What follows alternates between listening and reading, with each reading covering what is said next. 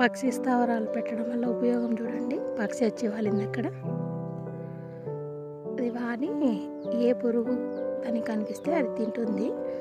అందుకు పక్షి స్థావరాలు అనేది ఈ ప్రకృతి వ్యవసాయ పద్ధతిలో ఖచ్చితంగా పెట్టాల్సిన నియమం, తప్పనిసరి నియమం, రాజీ లేని సూత్రం. కనిపిస్తుందండి నల్ల పక్షి. అది చూస్తూ ఉంది పురుగులు ఏడున్నాయా, పురుగులు తీసుకొని అది తినేస్తుంది పట్టుకొని.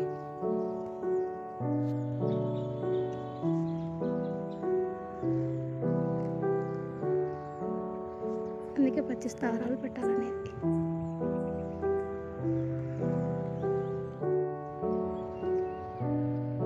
బాడవాలి చూడండి.